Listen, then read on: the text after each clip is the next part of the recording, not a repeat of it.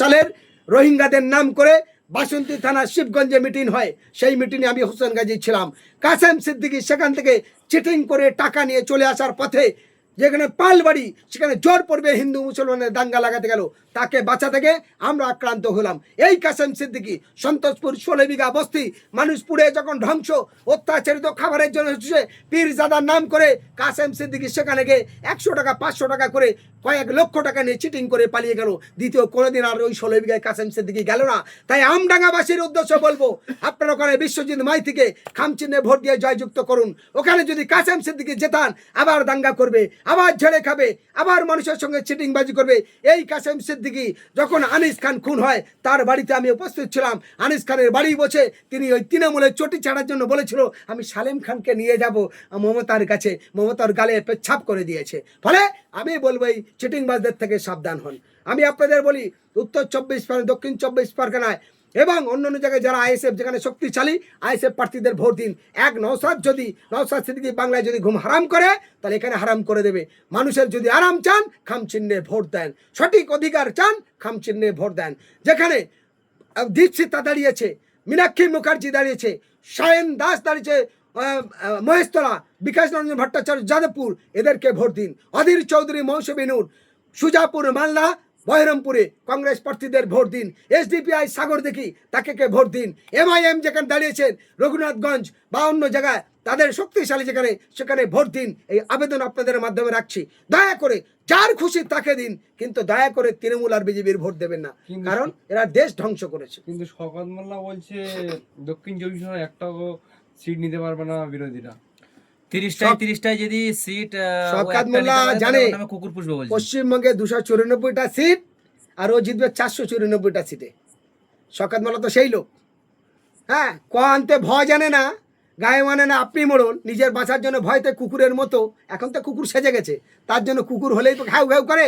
ঘ্যাউ ঘ্যাউ করার জন্য 5 গাড়ি পুলিশ নিয়ে ঘুরছে, 40 জন নিয়ে ঢুকছে। বাপের বেটা যদি হয়ে থাকে, মায়ের দুধ যদি খাস, আর যদি তুই মুসলমান হস আর এক বাপে জন্মাস, আমাদের মতো সাধারণ মানুষের মতো ঘুরে দেখা। ক্ষমতা নেই, ভাঙড়ে জানে, ভাঙড়ের মানুষ শওকতের অত্যাচারে জানে ও যদি কোনো রকম মেরে ধরে কেড়ে যেতে তাহলে 5 বছরে ভাঙড়ের মানুষের জ্বলতে হবে। 5 বছর ভাঙড়ের মানুষের ঘুম হারাম করে দেবে। যত তোলাবাজ গুন্ডাবাজের রাজ ওই ভাঙড়ের সিন্ডিকেট আরম্ভ হবে। ফলে ভাঙড়বাসী অত বোকা নয়। আমি মনে করি ভাঙড়ের সাধারণ মানুষ বুঝেছে, তাই শওকত মোল্লার বিরুদ্ধে জোট বেঁধেছে।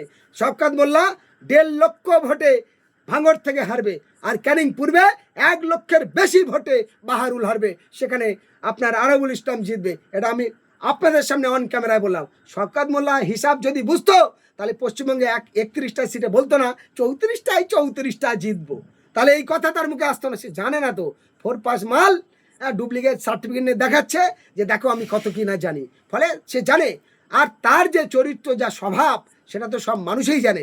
যদি তার সততা, সে বলল তার হয়ে কয়েকজন দালালি করছে, শওকত মোল্লার কোনো কেস নেই। আমি আপনাদের বলি, আপনার জীবনতলা থানার অধীনে পাতিখালি গ্রামে নাম তার মোজাফফর, আজান গাছের সিলসিল্লা 5 ওয়াক্ত নামাজি। শওকত মোল্লা ফোন করে ডেকে মা মাইসি তুলে গালাগালি করলো। তার 18 বছরের ছেলে এবং আরেকজন 21 বছর বয়স শিক্ষিত ছেলে কলেজে পড়ছে, তাদের আই কার্ড আধার কার্ড ছেড়ে দিয়েছে, ঘর বাড়ি ভাঙচুর করলো, মোটর তুলে দিল, কল উবড়ে দিয়েছে। এরা সেই শওকত মোল্লা যারা মঠের দিকে রাতারাতি ঘর ভেঙে পুকুর বানিয়ে দিয়েছে, সেই শওকত মোল্লা। যে শওকত মোল্লা পঞ্চায়েত ইলেকশনের কেন্দ্র করে ক্যানিং পশ্চিম বিধানসভার অধীনে ঘুটিয়ারি শরীফ নারায়ণপুর অঞ্চল থেকে 5খানা গাড়ি বন্দুক নিয়ে গেল, সেই গাড়ি ভাঙচুর হলো। তৃণমূল নেতারা নিয়ে যেতে রশিদ মৌখালি, সেই রশিদের মেয়ে কয়েকদিন আগে ক্যানিং থানায় যার পুলিশ ধর্ষণ করলো, সেই রশিদকে এই তৃণমূল্লা বোম বন্দুক দেওয়ার কারণে নিজের বোম বাস্ট হয়ে বন্দুকের ফায়ার হয়ে নিজেরা মারা গেল। ফলে শওকত মোল্লার জন্য আর কত মায়ের কোল শূন্য হবে। ফলে বাংলার মানুষকে বলতে চাই, এর মতো ক্রিমিনাল আপনার চিনতে বাকি।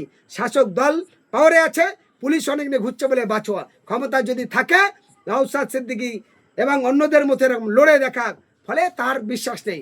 যদি ক্ষমতা থাকে মায়ের দুধ খায়, আর যদি ও বলে থাকে আমি মুসলমান শওকত মোল্লা, যদি শওকত মুসলমান নাম হয় আর মোল্লা টাইটেল থাকে, যদি ইমান থাকে, তাহলে মানুষকে বলো কোনো গন্ডগোল না, শান্তিভাবে নিজের ভোট নিজে দাও। শওকত মোল্লা হেরে যদি না দেশ ছেড়ে পালায়, আমি মুসলমান থাকবো না।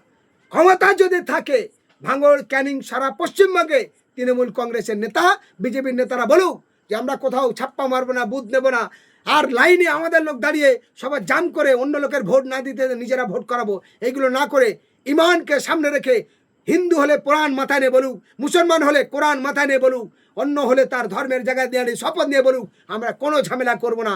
মানুষ সুস্থ সরলভাবে ভোট দিক, ভোটে যদি যেতে যা রায় হবে মেনে নেবো, পারবে না।